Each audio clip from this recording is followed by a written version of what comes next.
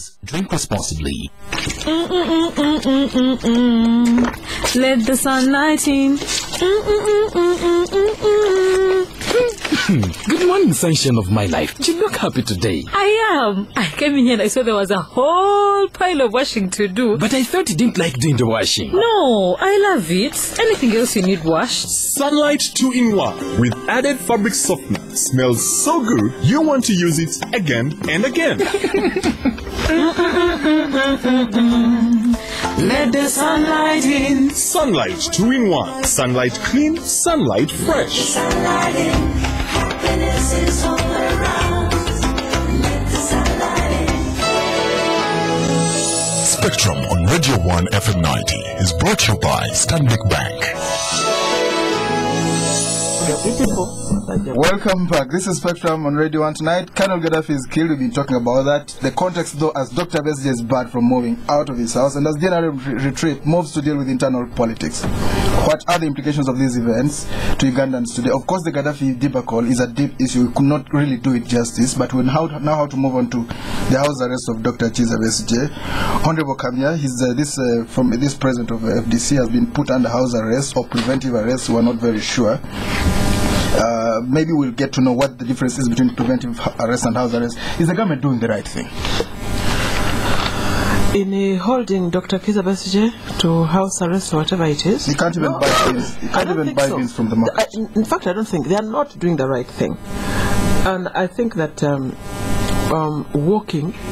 going to work is Dr. Besigye's right to go to work and to do whatever he wants to do as long as he's not breaking the law. But my concern is when a madman threatens to shoot you. A madman? Do you walk right straight at him? I mean, supposing a madman says, I'm going to shoot you. Get out of that house and I will shoot you. Yes. And then you tell all your children, let's go and face this madman.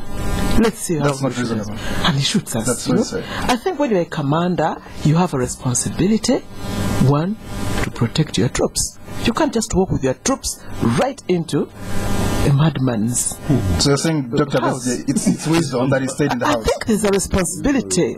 I think there's more to challenging government.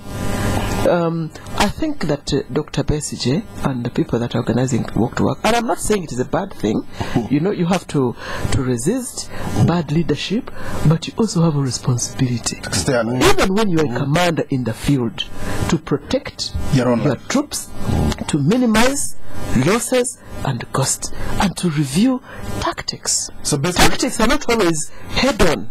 This man can't even buy tomatoes from the market. No, he should buy tomatoes. He's paying for his sins. No. I'm saying he should not be put under house arrest. And I'm saying everybody is entitled to their rights as humans. But I'm saying you're entitled to your right when you're facing a lion. So you just say, I have a right to life, therefore, Mr. Lion, get out of my way. I mean, there are contexts. Explain that figure of speech to us. That figure of speech is the president or the government has said we are going to shoot you or kill you or whatever, And then you tell your troops, hey guys, he says he's going to kill us, let's go. And let's go. I think there are alternatives. Okay. I think there are also what they call tactical withdrawal. I think there are review of tactics. People in the war room, commanders in the war room, they review overall goal, costs, risks, strategies and tactics. And what you do is to maximize gain by minimizing costs, risks. Let's talk about treason. They've been planted, a charge of treason has been leveled above against their heads. Is that too heavy for them or not? I think it's ridiculous, really. Mr. Nyago. Yes, please. This man can't live. He can't even go to buy tomatoes. So what are we seeing here? No, look, Mr. Edmond and listeners, Dr. Besigye is actually not a very poor man as he may attempt to be. Yeah, but he gets food from the market. No, the point I'm making is that at Kasangati he has a 100-acre farm. That's quite huge. So he should grow his own food. No, I'm not saying that.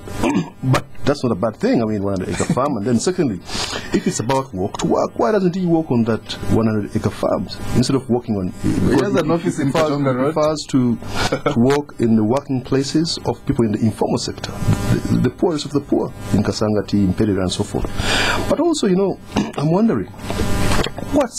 People are entitled to all rights in this country, but what is the aim? Because the question I've been asking myself all along, given that this is a global and regional and economic crisis, are there no opposition leaders in Kigali, or Lusaka, or Juba, or Nairobi, or Accra, or Dar es Salaam? Because is it only Besigye who is a genius to engage with, say, rioters to work? Because how come the leader of the Labour Party didn't also work with the rioters? But in Uganda, there's the issue of priorities. We bought jets, now we bought some tanks. And so a leader of opposition, because he has nothing, I think the government is not facing nothing to do, he decides to engage with rioters. Mr. Rwakafuzi.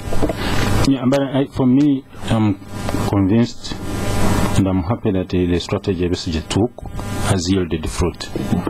Yeah. How? Yeah? By being arrested. He can't even move out of his house. Yeah, but you see, those are the problems that are involved in making your point. Because yes, I can assure you, my sister here reads in the papers. Yes. Sometimes or even appears on radio, you know. But how much seriously is she taken? Oh, very much so. No, go on. For me, in my opinion, yes, she may write very good things. I read them, by the way. Yes. You see, but you see the problem in this country. She won elections at Municipal Parliament. Unlike Besigye, has never won any elections. Go on. She's taken serious. Go on. So you see, I don't know what it means by go on. Seriously. Let's hear him out. A political party. Yeah, that is very true. That's very true. Unlike Besigye. That is okay. That is okay. What I'm trying to say is that in terms of efficacy of whatever is done, for example, if she wanted to tell us about the economy or something and that kind of thing, you know, and the Besigye is there, he's also going to say the same thing, and she's also there going to say the same thing. Yes. I can assure you, because of Besigye's tactics, many more people will listen to him. I would go to Bettie's forum. Oh, really? Yeah. Let me tell you what you see, for me, that is the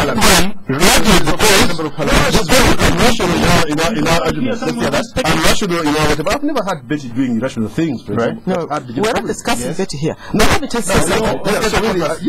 What is irrational? You see, what is irrational? Let me tell you. You see, okay, I think Museveni even went in harm's way. I'm sure he even was shot in the leg.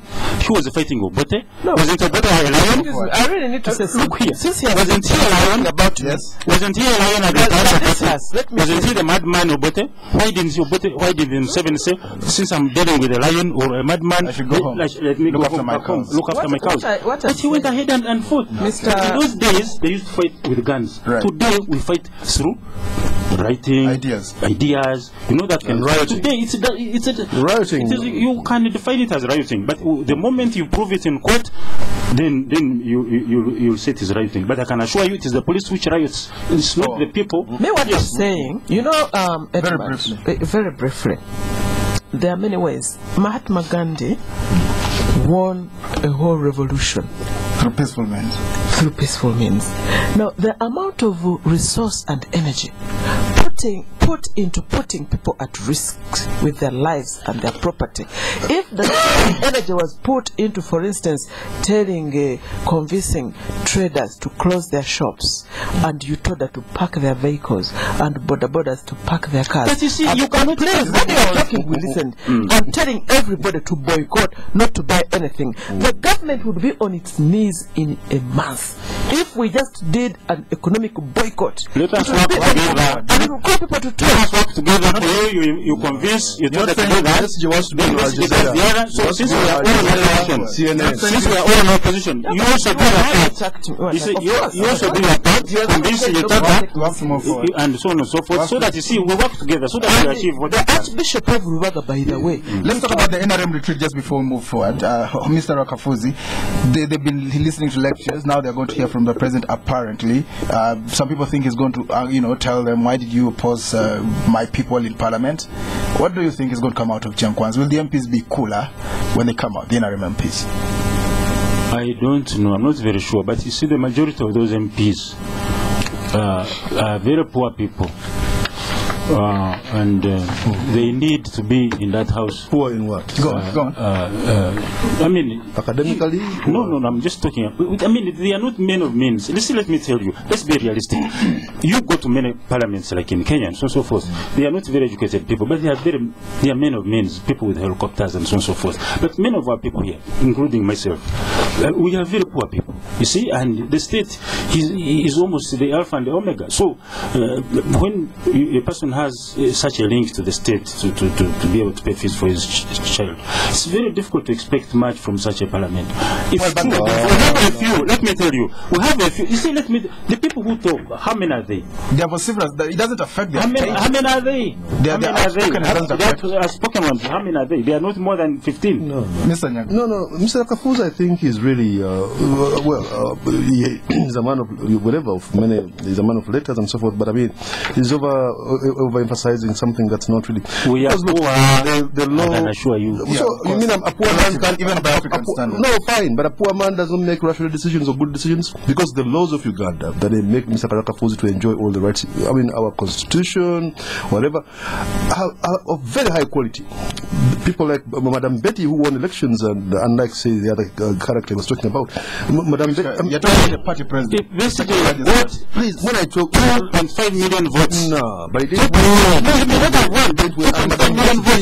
So people are something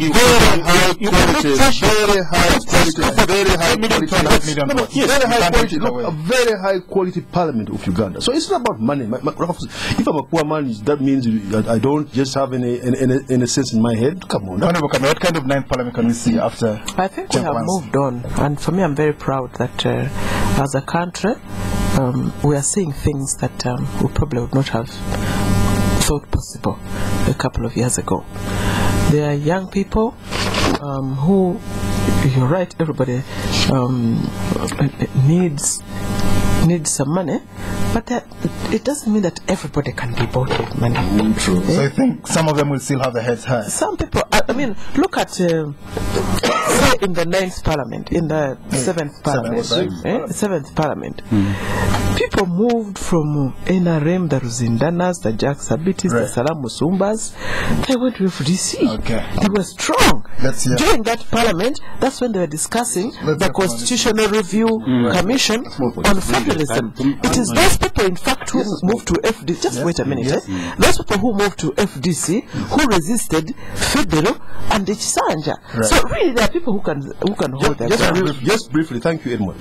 Moving is not the only sign of strength. Even staying is a sign of strength. Okay, let's hear from you, listeners. This is Spectrum on Radio 1 tonight. Col Ghadaffi Killed. As Dr. Besigye is back from moving, and as general retreat, most deal with politics. You can call in now. Our numbers 0414 348 111. 0312 staying in a marriage 260 390 0312 261 390. When you call in, please tell us your name and where you are calling from. Spectrum, hello? Hello? Hello? Yes, your name? Yes, Dumune Max. You see, the international community, the challenge it had with Gaddafi was Gaddafi launched oil wars to attack the economies of Europe and America. You remember his oil was the most expensive, and he increased his oil prices on a series of times. This incited the OPEC to follow suit. Now, if we are in a global crisis and the man is still staying stubborn with his oil to destabilize world economies, I credit the international community to come in and say, please, oil prices must go down. Let's use oil as a tool to fight world economies. Goodbye. So it's how he declared the war. You should pay for it. Interesting twist there. Spectrum, it's not really a twist. Observation. Spectrum, hello. Hello. Your name, sir? Patrick, calling from Mackenzie. Can you switch off your radio, Patrick? Just a moment. Go on. Well, I just want to comment about Gaddafi. And I think if we continue having leaders like Gaddafi, we'll give our countries to the West on a silver platter. Because Gaddafi had an option to choose between Libya and himself, and Gaddafi chose Gaddafi. So I think if he pulled out all this that we have seen, and the West coming in and NATO bombarded the whole of Tripoli and the rest of Libya, wouldn't happen. But because of his bad leadership, the West has taken advantage. So we may blame the West, but as long as we still have bad leaders, the problem and the onus, the problem and the blame solely rests with us, because some people are poachers and they'll take advantage of any opportunity that they get. Thank you. Spectrum, hello. Hello. Your name? How are you? Very well, thanks. Your name? My name is Paul, calling from Mango. Now, my issue is with Gaddafi dying and being humiliated.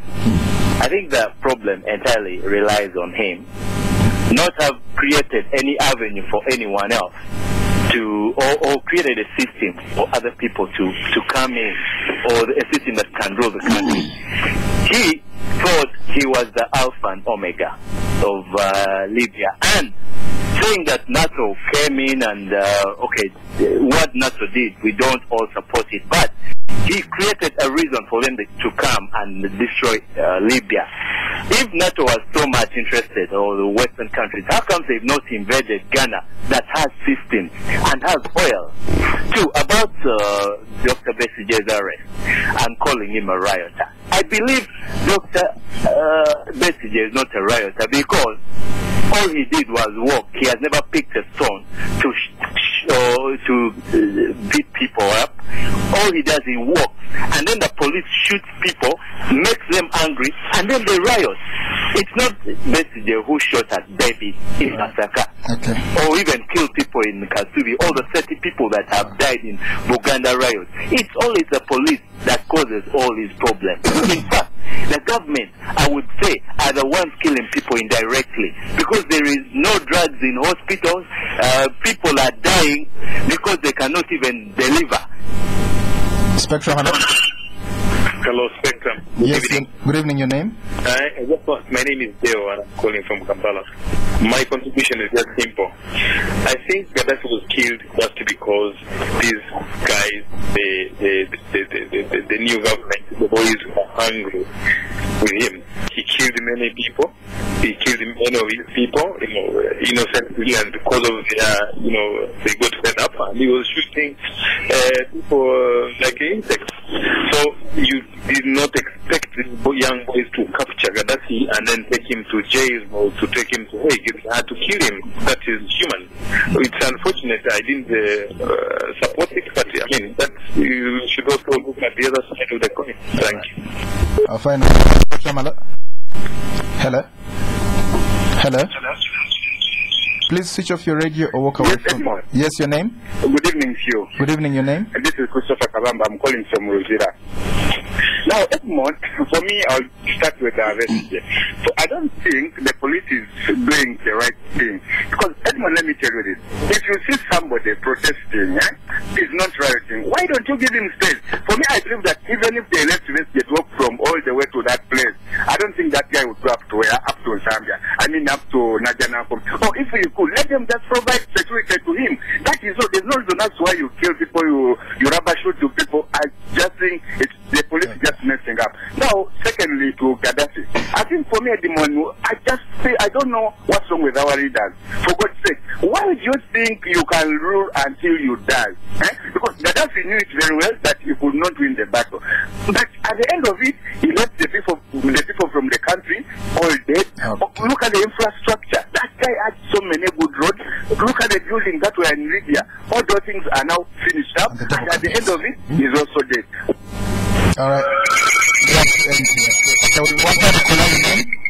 Hello? Yes, your name? My name is Fred. Fred, yes, go on. I just have two issues. I think that it's disrespectful of Kintu Nyago to call Dr. Besigye that other character, who is a presidential cabinet for a whole party.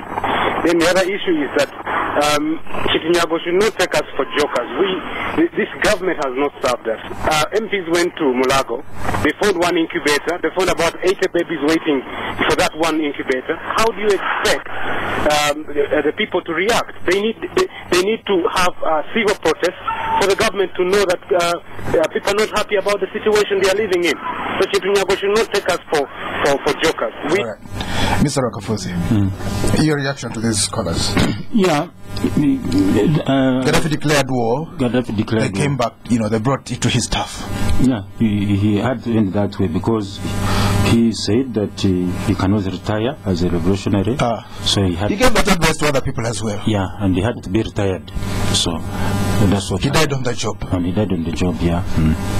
Honorable Bettie. Well, what my feeling is that it will take Libya maybe more than 42 years to recover. Why? Because they don't have money or what? No. To recover everything, to get back their mentally, socially, economically, politically, because now there's going to be neo-colonialism. I mean, there's going to be a lot of influence. They'll have a white man in their White House, in their State House? Exactly. Not a Libyan ruling them? They will have a Libyan. They will have a Libyan. But we know, you know what I'm talking about. Eh? So, really, what hurts me, or what I want to show the Libyans, what I would like to predict, that it will take Libya probably 42 years to recover. So they might as well have kept this. No, but Kenyans. I'll tell you about Kenyans. The man with at the height of Kenya's revolution, Moi's dictatorship, they wanted to fight the Mwingiki. That's true. But the owners of Kenya, the people with the property, whom Ladislaus was talking about, the rich people with helicopters, do you know what they said?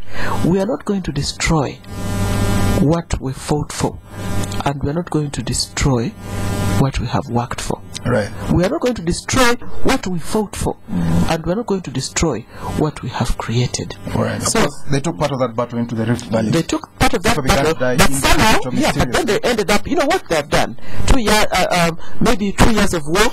And then they came to their senses. Right. Now Kenya is far ahead. Well, Kenya is a completely different pedestal. And see how they came to their senses. Yes.